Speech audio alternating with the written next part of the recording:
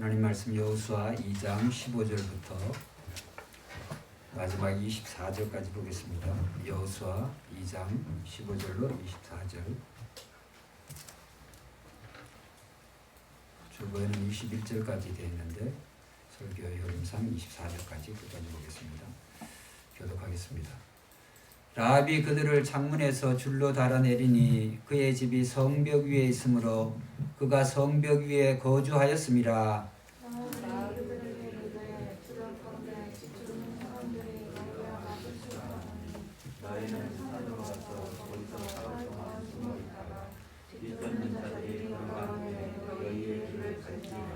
그 사람들이 그에게 이르되 내가 우리에게 서약하게 한 이 맹세에 대하여 우리가 허물이 없게 하리니 우리가 이 땅에 들어올 때 우리를 받아들인 성상을 이 불순을 내고 내 부모와 형제와 내 아버지의 가족을 다 내 집에 모으라. 누구든지 내 집 문을 나가서 거리로 가면 그의 피가 그의 머리로 돌아갈 것이요 우리는 허물이 없으리라. 그러나 누구든지 너와 함께 집에 있는 자에게 손을 대면 그의 피는 우리의 머리로 돌아오려니와. 내가 우리의 이 일을 들었더라면 내가 우리에게 서약하는 우리에게 허물이 없으리라니. 라합이 이르되 너희의 말대로 할 것이라 하고 그들을 보내어 가게 하고 붉은 줄을 창문에 매니라. 그들이 가서 산에 이르러 뒤쫓는 자들이 돌아가기까지 사흘을 거두고는 뒤쫓는 자들이 그들을 두루 찾다가 찾지 못하니라. 그 두 사람이 돌이켜 산에서 내려와 강을 건너 눈의 아들 여호수아에게 나아가서 그들이 겪은 모든 일을 고하고 여호수아에게 이르되 진실로 여호와께서 그 온 땅을 우리 손에 주셨으므로 그 땅의 모든 주민이 우리 앞에 간담이 녹도이다 하더라. 아멘. 오늘 저는 이 본문을 통하여서 붉은 줄의 비밀이라고 하는 그런 주제로 말씀을 드리려고 합니다. 붉은 줄의 비밀.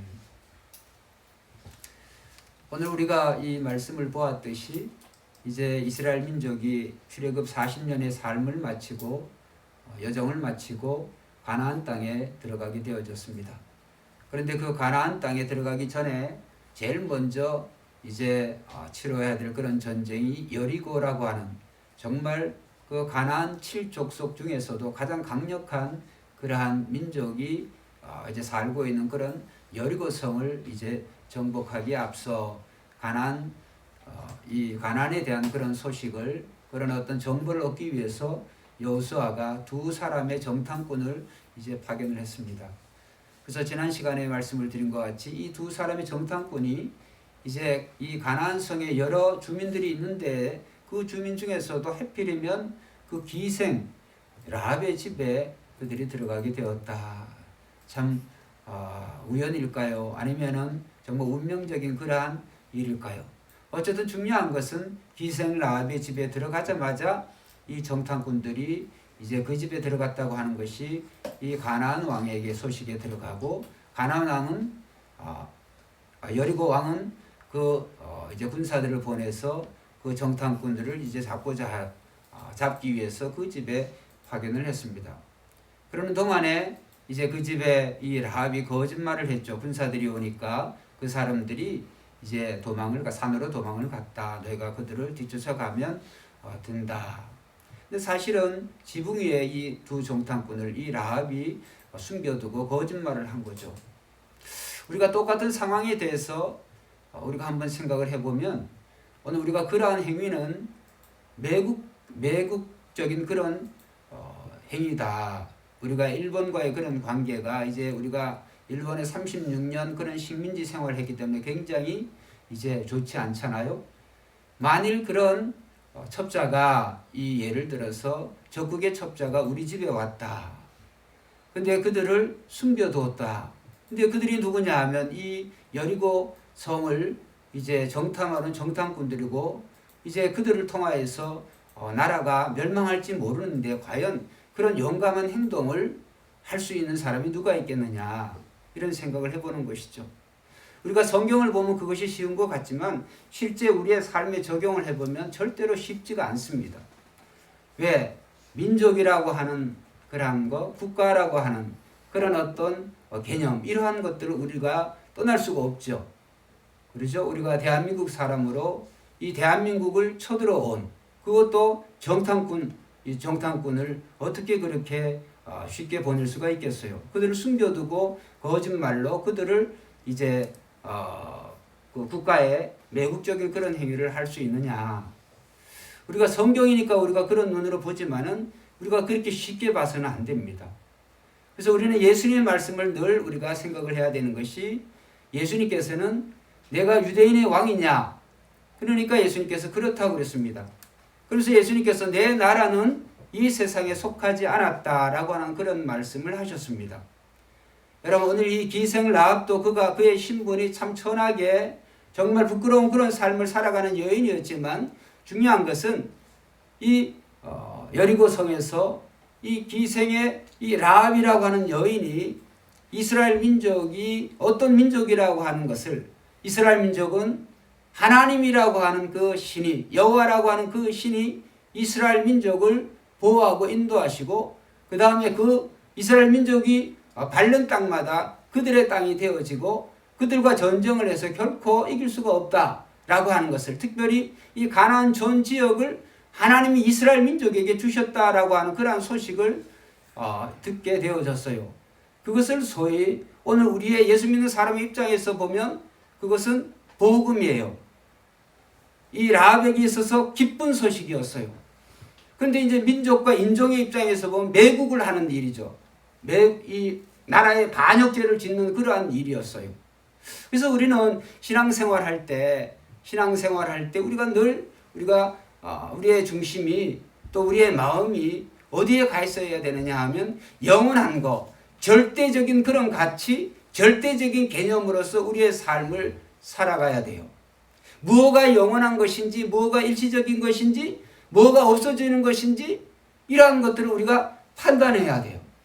그래서 그것을 판단하기 위해서 우리는 이 세상에 우리가 살아가기 때문에 우리가 눈에 보이고 또 우리의 몸으로 오감으로 느껴지는 또 그러한 것 중에서도 특별히 우리가 인종과 민족이라고 하는 것에 대해서, 가족이라고 하는 관계에서 우리는 벗어날 수가 참 힘들죠. 그래도 불구하고 오늘 저와 여러분들은 예수님께서 이제 이 세상에 오신 것은 우리 주님에 계신 그 나라에 저와 여러분들을 이끌어 가기 위해서, 인도하시기 위해서 주님이 오셨다고 하는 사실에 대해서 우리는 절대로 잊지 말아야 될 줄로 믿습니다. 여러분, 민족이라고 하는 개념, 나라라고 하는 개념이 굉장히 이 세상을 살아갈 때 중요합니다. 우리가 100년 미만의 삶을 살아갈 때 정말 민족이, 또 우리 나라가 얼마나 중요한지 모르겠어요. 국가가 주는 그런 혜택, 또 이 국가를 구성하는 국민으로서 그런 의무가 굉장히 중요하겠지만, 중요한 것은 역사 가운데 우리 많은 민족과 나라들이 일어나기도 하고 없어지기도 하고, 애굽이라고 하는 나라는 거의 3,000년 가까이, 인류 어떤 역사보다도 가장 오래 긴 시간에 이 애굽이라고 하는, 이집트라고 하는 나라가 아주 영향력이 대단했죠. 지금 이집트라고 하는 경우는 옛날 고대 이집트가 아니에요. 다 섞인 그런 민족들이고 겨우 그냥 명명만 유지하고 나라 이름만 이집트잖아요. 애굽이죠. 여러분, 우리는 하나님의 나라, 그 하나님의 나라는 완전한 것이고 영원한 그러한 것이고, 오늘 우리 주님이 계시고 우리 주님이 우리와 함께 사시기를 원하시는 하나님의 자녀들이 마땅히 살아야 될 그런 나라이기 때문에 우리는 모든 일을 하나님 나라에 초점을 맞추면서 하나님 나라의 그 중심이 무엇인지, 오늘 그 나라에 가는 것이 우리의 궁극적인 삶의 그런 소망과 목표가 되어지고, 거기에 맞춰질 때 이 세상의 삶에 있어서도 질서가 잡혀지고 민족과 인종에 대해서도 우리는 더욱더 정말 더 애국자가 될 수가 있고 더 이렇게 올바른 그런 국민이 될 수가 있어요. 그래서 중요한 것은 민족과 인종이, 나라가 하나님 나라보다 더 크면 안 돼요. 더 우선순위가 되어지면 안 돼요. 그래서 우리가 기생 라합의 입장에서 보면, 다시 말씀드립니다만, 이 라합이 정탐꾼들을 숨겨두고 결국은 며칠 후에 이스라엘 군이 쳐들어와서 결국은 이 여리고성이 다 멸망당하게 되어져요.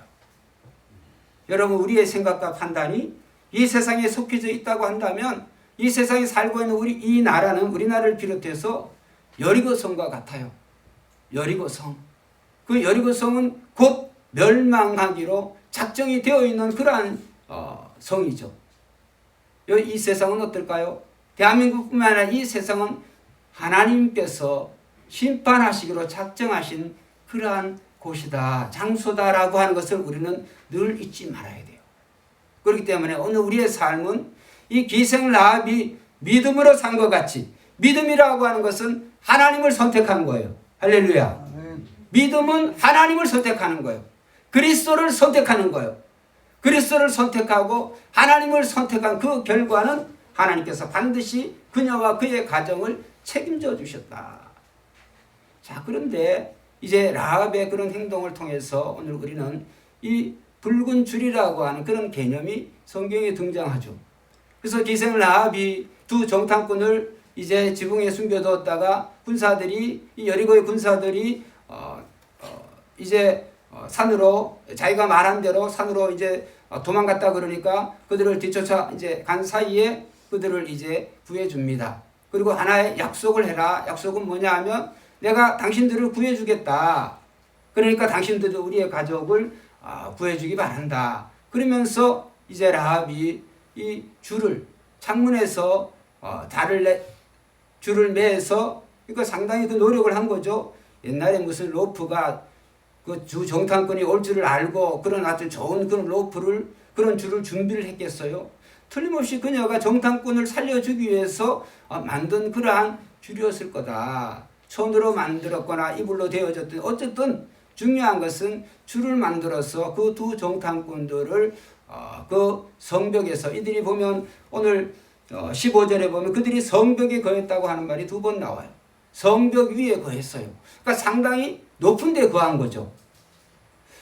여러분, 이 라합의 행동이 참 대단한 행동이었지만 이 두 정탐꾼의 행동도 참 대단한 그런 행동이자 믿음이었어요. 왜냐하면 여러분, 집 밖으로 그냥 나가는 것도 위험한 일인데 지금 이 성을 빠져나가는 수단이 수단이 뭐예요? 지금 뭘 타고 내려가야 돼요? 줄 타고 내려가야 돼요. 여러분 한번 생각을 해보세요. 자, 두 사람이 창문에 정말 어떻게 보면 튼튼한 줄도 아닌데 위험천만한 그런 줄을 잡고 그걸 높은 곳에서 내려가야 된다. 물론 줄에 대해서 안전성에 대한 것도 중요하겠지만 그보다 더 중요한 것은 자기들의 목숨을 지금 이 줄에 맡기는 거 아니에요. 자, 내려가는 순간 라합이 마음이 변해가지고 여리고의 왕에게 얘기를 한다든지 옆집에 얘기를 한다든지 이 사람들은 오도 가도 못하고 그냥 거기서 죽는 거예요. 줄을 끊어버린다고 한다든지. 그런 우리가 생각을 해볼 수가 있죠. 그래서 이 두 정탐꾼의 행동도 굉장히 그들의 믿음이 이 줄과 하나가 되어 있어요. 이 줄을 통하여서 그들이 구원의 수단이기도 하지만 그 구원의 수단이 되어지는 그 줄이 되어지기 위해서는 그는 첫째 그 줄을 달아내린 라합이 자기들을 구해줄 것이다 라고 하는 그런 믿음이 있어야 돼요. 할렐루야. 라합이 이런 위험천만한 일을 통해서 이 줄을 통해서 우리가 빠져나갈 수 있게 하는 그녀의 행동에 대해서 철저하게 이 두 정탐꾼이 믿어야 돼요. 믿음이죠, 믿음. 그래서 그들은 하나님의 백성들이었지만은 이 여리고에서 그들이 살기 위해서는 특별히 기생 라합이 그녀의 신분이 기생이었다고 하는 것을 알았든지 몰랐든지 어쨌든 중요한 것은 기생 라합이 우리를 배신하지 않을까라고 하는 그런 의심도 있었을 거고 여러 가지 생각이 있었겠지만 중요한 것은 두 정탐꾼이 이 기생 라합의 그 말에 순종하고 그대로 그 로프를 타고 내려갔다. 여러분 똑같습니다. 정탐꾼의 행동이나 그 다음에 기생 라합도 마찬가지예요. 라합의 신앙도 마찬가지였어요. 자, 그 다음에 정탐꾼과의 약속한 대로 이제 성경은 말합니다. 정탐꾼이 나간 다음에 기생 라합이 바로 그 줄을 창문에 매니라. 여러분, 기생 라합의 행동도 이 정탐꾼들을 살려준 그 줄을 창문에 맨다라고 하는 것은, 창문에 맨다고 하는 것은 여러분 그녀도 역시 정탐꾼들의 그러한 말을 철저하게 믿은 거예요. 믿은 거예요. 창문에 그 길을 그 깃발을 표시를 붉은 줄로 창문에 메어 단다고 한다면 절대로 이스라엘 군인들이 우리 가족들을 해치지 않을 것이다. 그런데 중요한 것은 기생 라합의 집이 지금 어디 위에 살아요? 성벽 위에 살아요. 높은 성벽 위에. 여러분 이 여리고성은 무너져요. 여리고성이 무너지는데 그 표시 하나 있다, 줄 하나 매달았다고 해가지고 그 성 자기 살고 그 부분만 무너지지 않는다. 기생 라합이 상상을 했을까요? 제가 생각할 때는 틀림없이 그녀는 몰랐을 거예요. 그런데 중요한 것은 이 붉은 줄을 이 정탐꾼들이, 복음의 소식을 가져온 사람들이 이제 자기와 약속을 했으니까 이 줄이 우리의 전 가족들을 구원해 줄 것이다 라고 하는 확실한 그러한 믿음을 가졌어요. 할렐루야. 여러분 그래서 정탐꾼에게나 라합에게나 이 공통적인 그 붉은 줄, 그런데 그냥 줄이라 그러지 성경은 굳이 왜 붉은 줄이라 그랬을까? 빨주노초 파란보 여러 가지 색깔을 사용할 수가 있는데, 여러분 우리가 성경을 볼 때 성경의 저자들이 임의적으로 아무렇게나 함부로 이 성경을 쓴 것이 아니에요. 그래서 구약의 많은 부분들이 신약에는 예수 그리스도의 오심을 통하여서 명백히 이제 예수 그리스도가 이제 친히 말씀하시고 주님께서 직접적으로 설명을 해주시지만, 구약에 대해서 구약은 그렇지 않아요. 예수님이 오시기 전까지 이 오실 예수 그리스도에 대해서 부분적으로 상징적인 것으로, 그러한 모형적인 것으로 예수님을 이제 설명하고 예수님을 모형적으로 나타내요. 자, 그래서 예를 들어서 노아의 방주다. 여러분, 노아의 가족에 있어서의 방주는 구원의 수단이 되어졌어요. 홍수 후에. 그죠? 그런데 노아의 방주에 타지 않은 사람들에게 있어서의 이 노아의 방주는 뭘까요? 하나님의 심판의 상징인 거예요. 그들은 들어가고자 했지만 늦었어. 복음을 들을 만한 그런 시간에 그들이 복음을 듣지 않았어요. 이 방주를 떠오르게 하는 그 물도 역시 마찬가지예요. 물은 노아의 가족에 있어서는 구원의 수단이었어요. 여러분 배만 있지 물이 홍수가 나지 않았다 한다고 한다면 노아의 가족이 어떻게 살겠어요? 근데 하나님께서 물을 차오르게 하셔서 그 배를 물 위에 띄우심으로 말미암아 그 배가 이제 운행되어져서 노아의 가족은 살 수 있게 되어졌어요. 그런데 방주 안에 들어가지 않은 그런 사람들은 어떻게 되었을까요? 물이 심판의 수단이 되어지는 거예요. 여러분,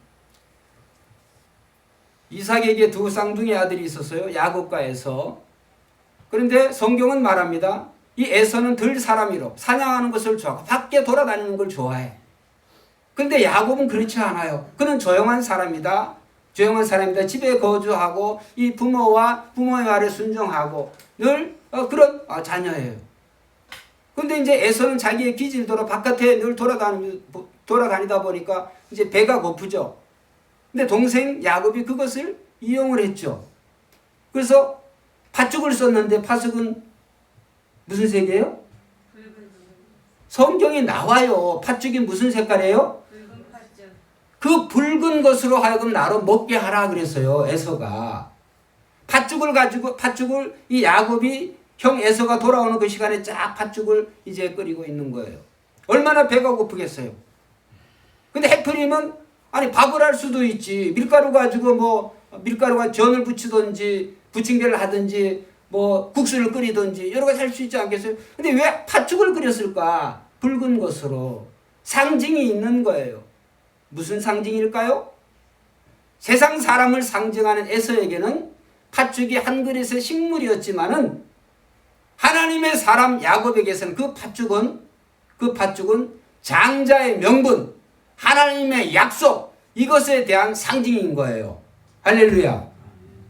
여러분, 우리가 세상 살아가는 동안에 예수 안 믿는 사람들은 이 교회, 십자가, 아무런 의미도 없고 오히려 손가락하는 그런 조롱의 대상이지만은 하나님이 구원하시기로 작정된 자에게는 구원의 표징인 줄로 믿습니다.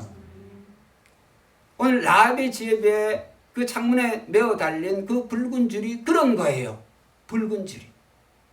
그래서 두 정탐꾼에 있어서도 그 붉은 줄이 자기들의 생명을 구했고 그 정탐꾼들의 생명을 구함을 통해서 전 이스라엘이 좋은 소식을 듣게 됐잖아요. 왜냐하면 이 지금 여리고성의 사람들이 이스라엘 민족으로 때문에 그들이 간담이 높고 정신이 없다.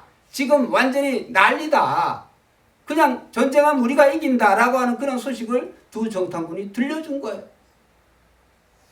여러분, 라합은 또 어떨까요? 라합은 오늘 성경 말씀에 그 이상의 내용은 없지만 비이생 라합이 창문에 그것을 메어 달고 얼마나 마음으로 어떻게 보면 두려워했겠어요. 너 정탐꾼이 우리에게 약속을 했지만 배신하는 거 아니야? 그죠? 그렇게 생각할 수도 있죠. 이 창문에 메어 달은 그 천조가리 하나가 그게 무슨 큰 힘이 있겠어요. 그러죠?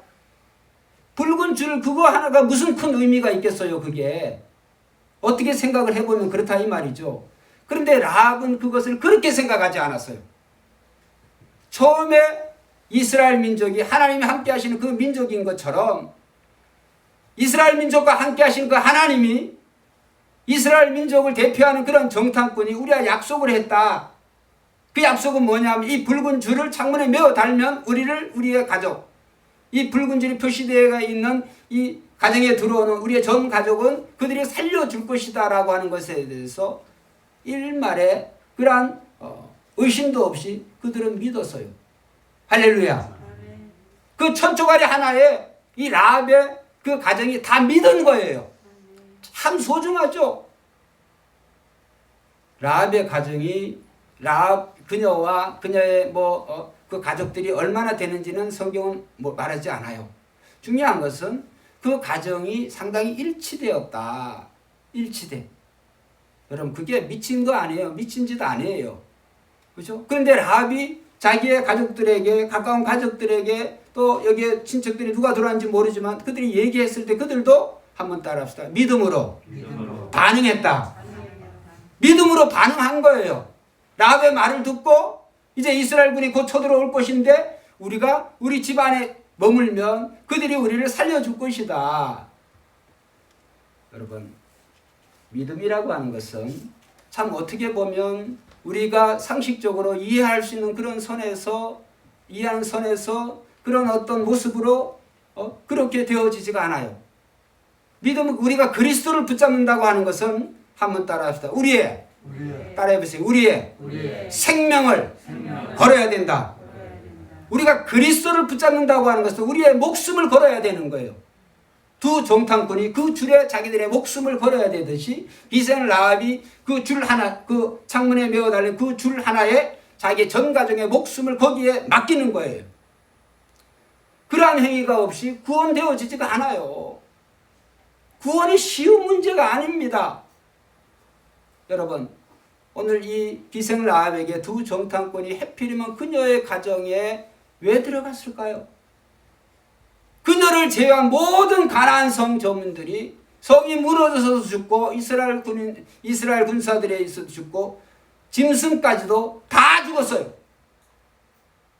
그런데 기생 라합의 집 그 가정 안에 있는 그 가족만 구원을 받은 거예요. 왜 받았을까요? 믿음으로. 그 믿음에 대한 그녀의 그러한 신앙이 그 믿음에 자신의 목숨을 그대로 의심하지 않고 그대로 순종을 한 거예요. 성경은 그녀가 성벽 위에 거했다, 줄로 달아내렸다라고 하는 것은 그녀의 그한 위치가 상당히 높은 곳에 있다고 하는 거죠. 우리가 나중에 이제 우리가 보게 되겠습니다. 하나님께서 이스라엘 민족에게 이 여리고를 치는 작전을 하나님이 친히 말씀하셨어요. 어떻게? 하루에 한 바퀴씩 이스라엘 민족이 하루에 한 바퀴씩 이 여리고성을 도는 거예요. 일전에 말씀드렸습니다. 여리고가 작은 성이 아니에요. 가나안에서 가장 큰 성이에요. 이스라엘의 거의 남자 장정만 60만 명, 남녀노소하면 200만 명이 넘는데 200만 명이 그것을 하루에 한 바퀴씩 돈다. 쉽지 않은 일입니다. 마지막 7일째는 7바퀴를 하루에 7바퀴를 돌아요. 그러면 이스라엘 민족도 참 대단한 그러한 믿음을 가졌다. 여러분 안 그러겠습니까? 아니 전쟁을 하는데 전쟁을 할 생각을 안 했고 성을 하나님 말씀이 성을 한 바퀴씩 돌아라. 7일째는 7바퀴를 돌아라. 여러분 우리의 행복과 우리의 승리는 한번 따라합시다. 순종해서 얻습니다. 순종해서. 하나님 말씀을 순종함으로 우리의 행복이 있어요. 하나님 말씀을 믿음으로 오늘 우리의 행복이 우리의 여러분이 원하시는 그러한 성공의 삶이 있는 줄 믿습니다. 여러분 마지막 7일째 7바퀴를 돌고 이스라엘 민족이 와 하고 함성을 지르니까 성이 무너졌어요. 그런데 신기하죠? 성이 다 무너졌는데 어느 집만 안 무너졌어요? 기생 라합이 거하고 있는 그 성벽만 거기만 안 무너진 거예요. 여러분 신기하잖아요. 이번에 미국에서 12층 되는 그 호텔 건물이 그냥 여러분 영상 보셨죠? 그냥 무슨 팬케이크 빈대떡 합쳐진 것처럼 그렇게 내어지니까 사상자는 더 크죠. 여러분 건물이 무너지려면 다 무너져야 되지. 해필이면 이 기생 라합이 살고 있는 그 집이 거하는 그 성벽 위에 그 집만 남겨두고 다 무너졌다. 그게 이해에 불과하죠. 인간은 할 수 없지만 하나님은 하실 수 있습니다. 할렐루야.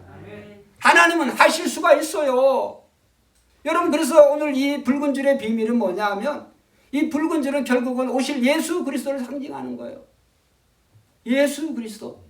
이 세상을 구원하실 방법, 저와 여러분들을 성공의 길로 행복의 길로 인도하시는 방법은 예수 그리스도에게 우리의 목숨을 여러분이 전적인 순종을 말씀의 순종을 할 때 우리의 행복이 있는 줄로 믿습니다.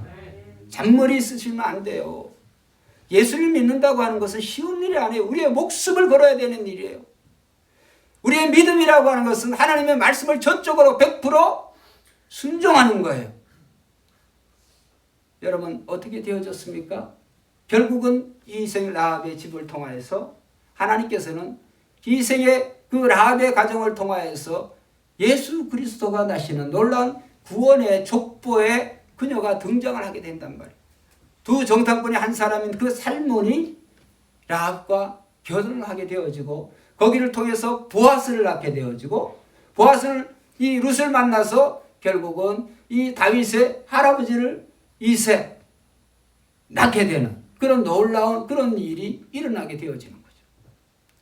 여러분 우리는 우리가 이 세상에 살아가는 동안에 아유 뭐 교회 십자가 뭐 어제도 있고 오늘도 있고 오늘 그것이 나에게 어떤 큰 그러한 감동이 없는 아무런 의미가 없는 그런 자들처럼 우리는 살아가면 안 돼요.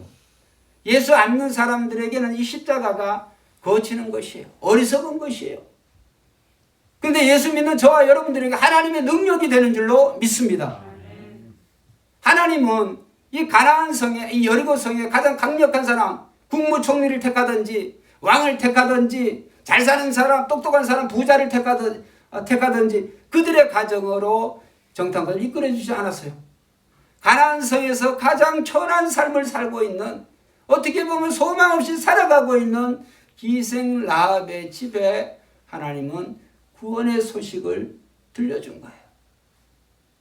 여러분 성경의 역사에 보면 특별히 예수님의 시대에 보면 예수님께서 예수님들 칭찬하시고 예수님 함께 하신 사람들이 가난한 사람들이었어요.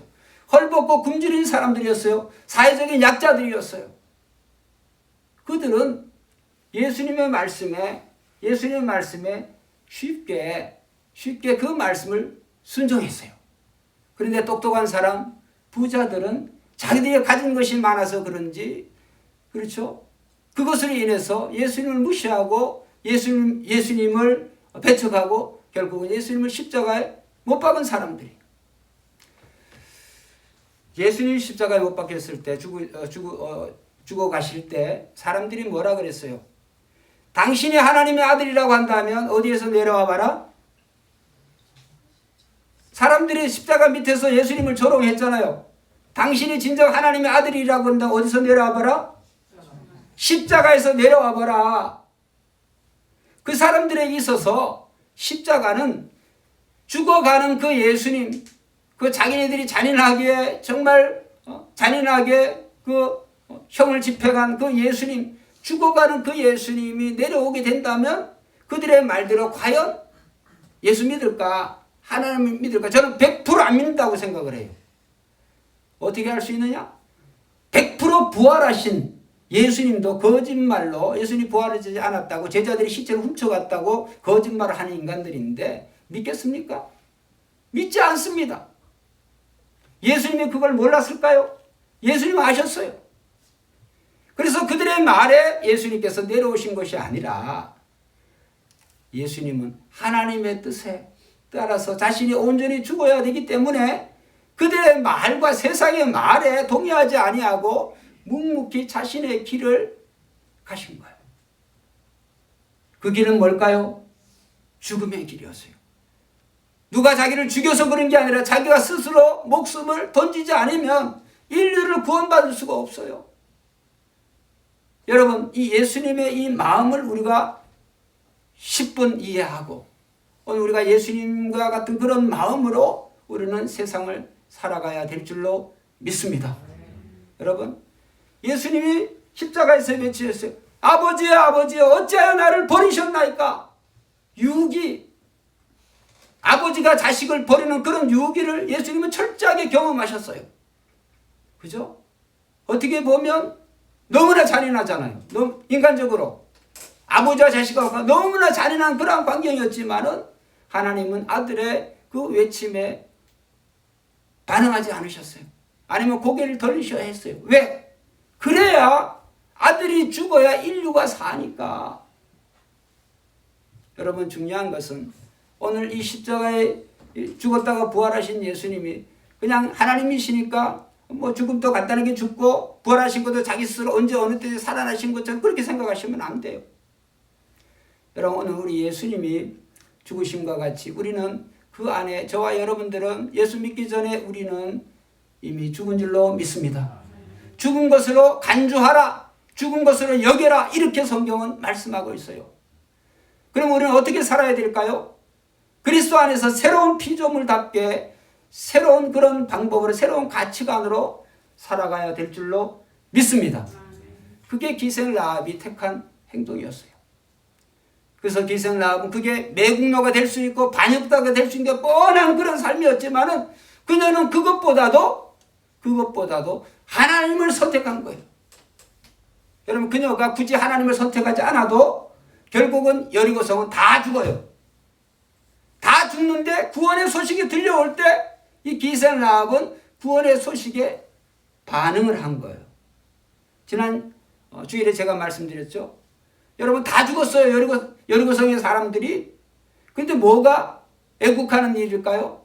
우리 보니까 우리 태민소희가 여기 오셨는데, 죽는 게 애국이겠어요? 살아서 자손을 통하여서 이 여리고의 주민이었던 사람으로서 이제 살아남아서 그 어떻게 보면 이 기생 라합을 통하여서 여리고의 국민이 다 죽은 것이 아니라 자기의 가정으로 통해서 이제 보호되어졌고, 그 다음에 그것이 유지뿐만 아니라 번창하게 되어졌잖아요. 그럼 뭐가 애국일까요? 나라가 죽을 때 다 죽어야 될까요? 그게 애국이에요? 그게 민족주의자라 그럽니까? 여러분, 오늘 우리가 민족과 민족이나 인종이나 이러한 것들, 정말 이 설교를 안 믿는 사람들 저는 미쳤구나 이렇게 말하는지 모르지만, 예수 믿는 저와 여러분들은 민족과 인종이라고 하는 것이 하나님 나라에서는 아무런 의미가 없어. 결국은 이 세상은 여리고 성처럼 하나님의 심판의 그러한 장소라고 성경은 절절히 말씀하고 있어요. 여러분, 저와 여러분들은 영원한 하나님의 나라를 준비하며 살아야 되는 줄로 믿습니다. 하나님의 나라를 준비하고 소원하고 우리는 살아야 되는 거예요. 여러분, 결국은 오늘 하나님은 이 악으로 가득 찬 세상을 절대로 가만히 놔두지 않습니다.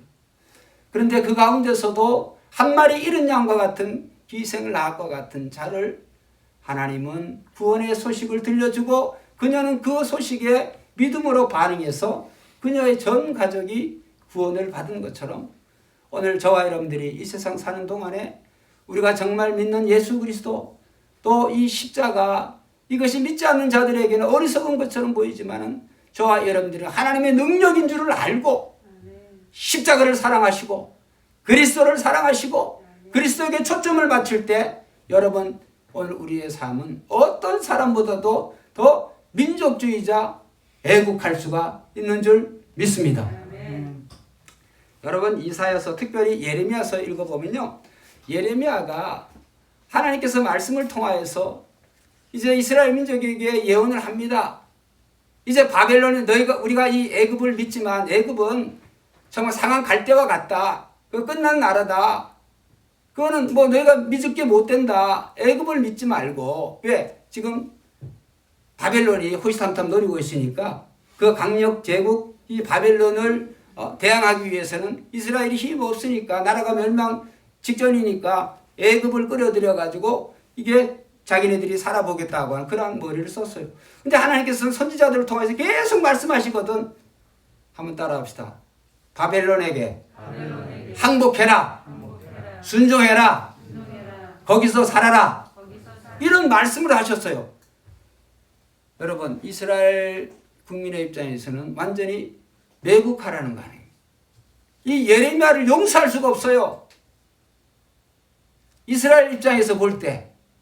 근데 하나님께서는 이스라엘을 멸하시기로 작정하신 거예요. 근데 영원히 멸하지 아니하시고 잠깐 이 바벨론이라고 하는 그런 수단을 사용해서 이스라엘의 죄를 하나님은 심판하시는 거예요. 그러면 순종해야 되는 거예요. 할렐루야. 순종 안 하고 끝까지 다 불순종해서 다 죽는 게 그게 애국입니까?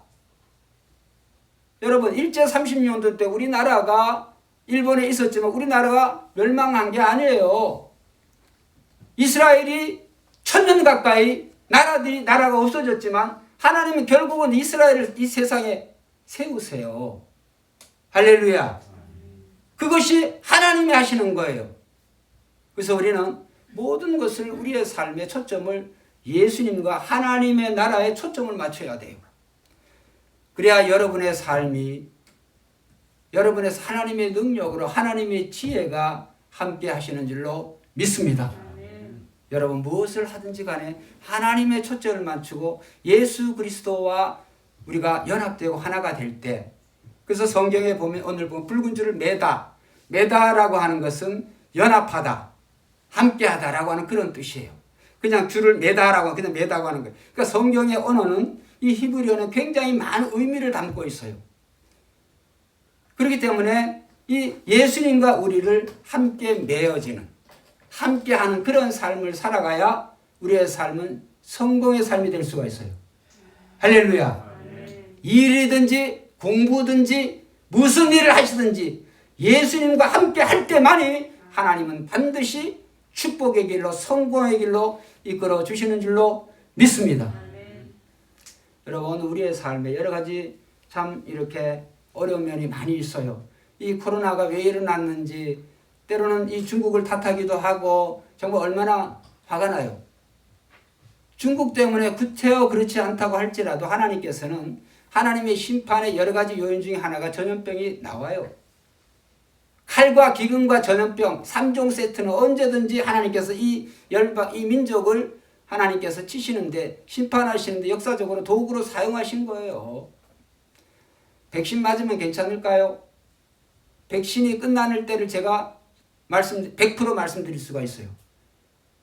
아니 코로나가 언제 끝날까요? 백신 접종이 100% 되면 끝날까요? 절대로 끝나지가 않습니다. 코로나보다 더한 것이 나타날지도 모르죠. 그런데 100% 끝나게 하는 방법이 있어요. 죄가 없으면 돼요. 죄가 없으면 사망이나 죽음이나 이러한 인간의 연약함들이 이러한 어떤 사회적인 대재앙이 없어요. 죄가 없으면. 인간의 죄가 있는 것은 코로나가 아니라 코로나가 굳이 아니더라도 그 죄로 인해서 하나님은 심판하세요. 죄가 없는 나라는 이 세상에 있을까요? 있어요, 없어요? 없어요. 죄가 없는 나라는 오직 우리 주님이 계신 하나님의 나라밖에 없는 줄로 믿습니다. 그래서 우리는 그 나라를 소망해야 되는 거예요. 사회적인 어떤 교육을 발전시키고 사회적인 그런 문명을 발전시키고 이런 걸 많이 발달시키고 인간이 선해지는 줄 아세요? 아주 희한한 법들을 만들고 인간이 엉짝 달싹할 수 있는 그런 법들을 만들어가지고 인간이 이 세상이 유토피아가 되는 줄 아세요? 절대로 그런 시대는 안 옵니다. 죄가 있는 곳에는 반드시 하나님의 심판이 있어요. 그래서 우리는 우리의 마음속에 죄가 없는 예수 그리스도, 죄가 없으신 예수 그리스도가 성령이 우리에게 하나님이 우리의 붉은 줄로 하나님이 우리를 구원하신 구원의 증표로 성령을 보내주신 줄로 믿습니다. 우리에게 붉은 줄은 성령 하나님이세요. 성령은 죄가 없으세요.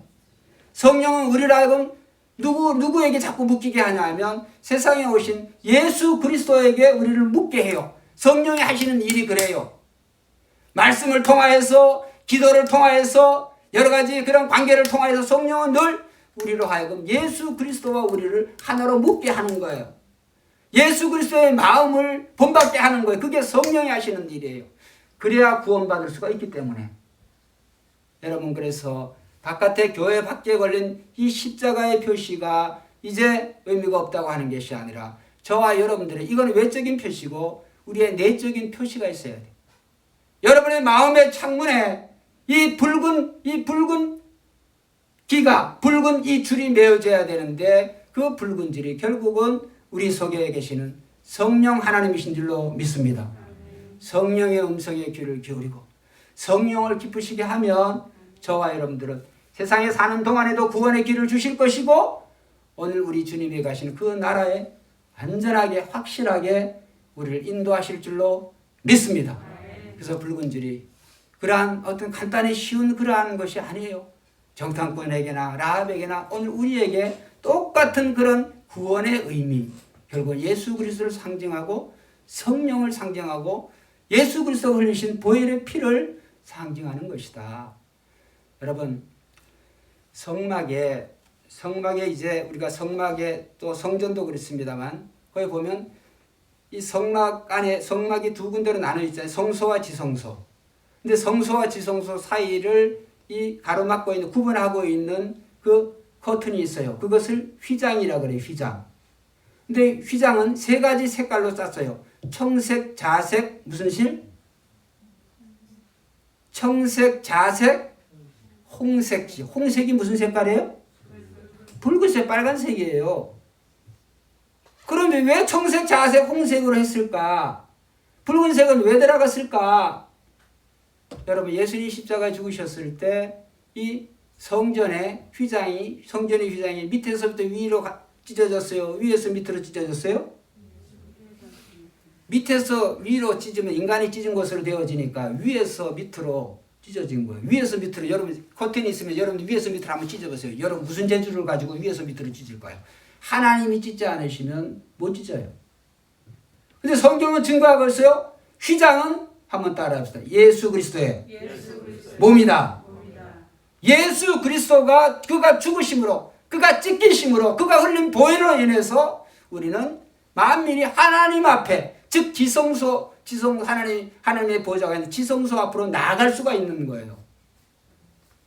안 믿는 사람들은 죽었다 깨어나 주의 이름을 아무리 부른다고 할지라도 절대로 하나님은 그들을 만나실 수가 없어요. 그러나 예수 그리스도의 십자가의 피를 믿고 예수 그리스도를 우리의 중심으로 살아가는 저와 여러분들은 우리가 비록 범죄하며 살아간다고 할지라도 오늘 우리는 이 붉은 줄이 메어져 있는 하나님의 자녀인 줄로 믿습니다. 그래서 우리는 기도할 때마다 우리의 작은 신음에도 하나님은 반드시 반응하실 줄로 믿습니다. 우리의 작은 신음에도. 그래서 여러분, 우리의 삶에 이저런 어려움과 환경이 어려운 건강에 여러 가지 어려움이 올 때 그러한 어떤 세상적인 것을 의지하지 마시고 주님을 신뢰하고 주의 이름을 부르는 자는 주님이 반드시 구원의 길을 주실 줄로 믿습니다.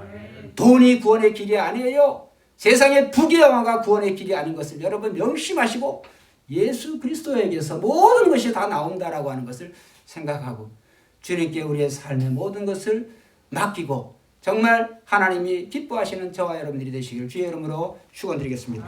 기도드립니다.